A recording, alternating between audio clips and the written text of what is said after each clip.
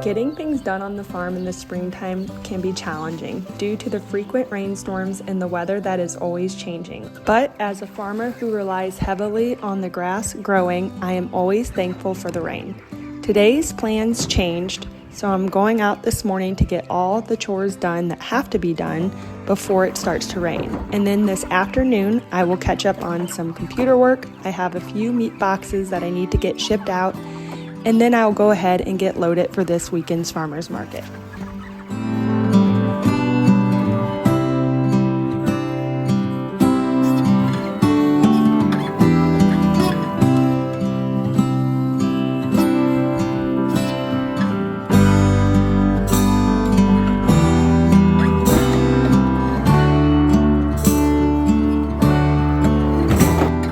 Farm with this many animals, there is always so much that needs to be done, and I have projects that I've been wanting to get done for a very long time. And actually my original plan for today was to go pick up some Amish guys that live in our area. I had a crew willing to help me knock out some of those fencing projects on my to-do list, but unfortunately with the weather we decided it wasn't going to work out for today, so we postponed it to later on this week.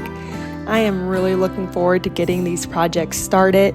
Sometimes it seems like my to-do list only gets longer, so I love when I finally can get a project started that I've been wanting to get done for a really long time.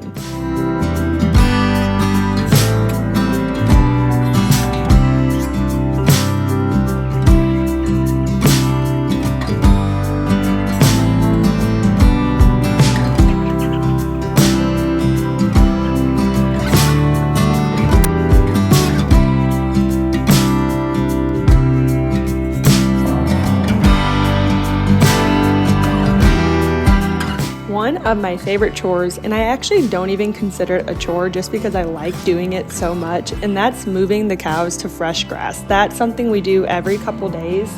We move them to a new section of the pasture, and you wouldn't think they would get so excited to move from one field of grass to the next, but there's just something that they really love about going on to that fresh grass, and they will move anytime you ask them to. It can be 110 degrees out and they will follow me to the gate and happily run into their next paddock and go right away to munching on that good fresh green grass. So that just shows me how much they love this rotational grazing system, and it's just really satisfying to watch them come through the gate and right away go munching on that fresh new grass.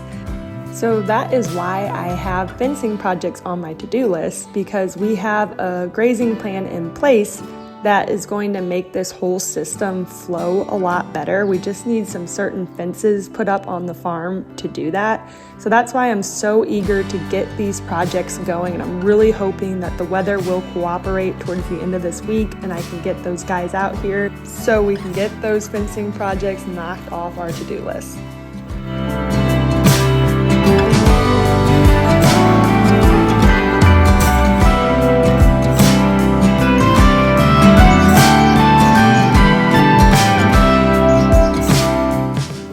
This past weekend, we added some pigs to our farm. So this is something we've been doing for the past 3 years. We buy feeder pigs from a smaller local farm in our area, and then we raise them all summer on our farm. So we bring them back home, and we have to start by putting them in a smaller pen where they can get acclimated to the farm. They can learn how to use their automatic drinker and their automatic feeder. And then while they're in this training pen, they also learn about electric fence. So we set the fence up in a way that it's really easy for them to learn. They can see the physical barrier of the hog panels, and then they know that the electric is on the inside of it. And this just allows us to be able to offer them such a big space all summer, is because our pigs are trained to that electric fence.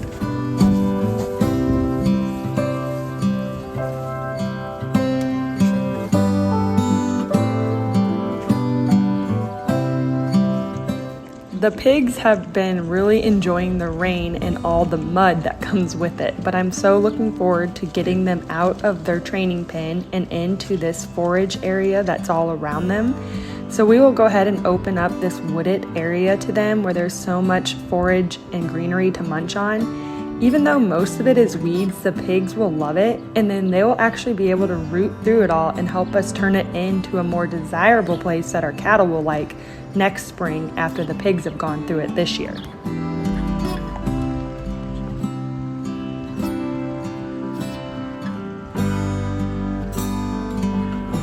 The rain set in for the afternoon, so it was time to get back inside and do a little bit of admin work and get some things finished up that I've been needing to do on my computer. One thing about being a farmer that also sells all of my meat direct is that is a big part of my job, is marketing my animals, making sure I have all my needed supplies for shipping, keeping up with inventory, organizing my cut orders, and just, I call it freezer work. So much work that needs to be done just inside the freezers, whether it's packing boxes to send out or if it's loading up for my farmer's market, taking inventory checks. There's just never a shortage of work to be done. So even on a rainy day, I can still be productive.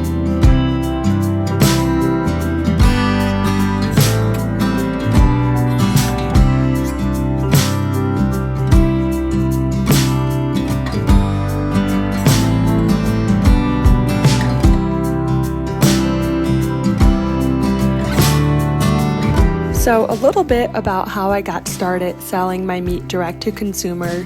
It all started about 10 years ago when I took over this farm from my grandpa. I purchased the land and the mama cows and I started doing it on my own. At that time, we were just selling our calves that we raised through the local sale barn. But I did that for a few years and then decided I wanted to do more, and I had this dream of going direct to consumer. And that took a little bit of time in figuring out. In the first few years, I just sold bulk beef off the farm. I just sold quarters, halves, and wholes. And at first, I had a bit of a hard time selling all that I was raising. So I decided to start going to local farmers market and selling my meat there by the cut. That way I could connect with more customers and hopefully find some people that were willing to buy quarters and halves from my farm. It is really important to me for my customers to be able to ask questions and to be able to feel confident about the way that their meat was raised. And I think that's something a lot of people are striving for these days, is to be able to be more connected to their food source rather than just going to the grocery store and buying food there. So that's why I love being able to sell direct to consumer, is because I can offer that. I can offer my knowledge I have as a farmer in raising these animals and be able to connect to people that are wanting to eat better quality meats or wanting to eat meats that they know how they were raised. And then from a farmer's perspective, I get to see my animals all the way from the start of their life. I raise the mama cows on my farm, and we raise the baby calves from start to finish, and I get to know exactly how they were cared for the entire time, and I get to see that final product. You know, when I go pick up my meat at the butcher, I can look at the steaks and look at the roast and see how it yielded. So being a part of all those stages is really important to me. And then being able to be the one that actually markets it to my customers. I'm actually the one selling it at the farmer's market. I'm packing the boxes to ship them out via UPS. I get to be connected with my customers and with my product every step along the way. And that's why doing this has been so important to me.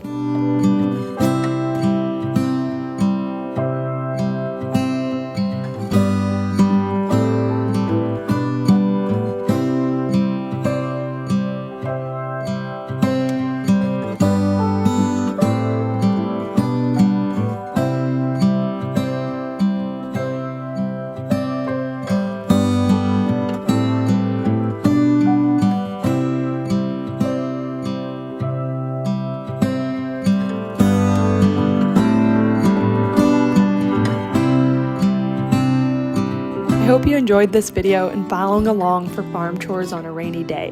Naturally, when you have animals, you have to take care of them every day, no matter what the weather is like, but it is nice to have some flexibility in my schedule to be able to structure my day around the weather. So getting inside this afternoon and working on that side of my business is equally as important. Thanks so much for following along, and I look forward to sharing my next video.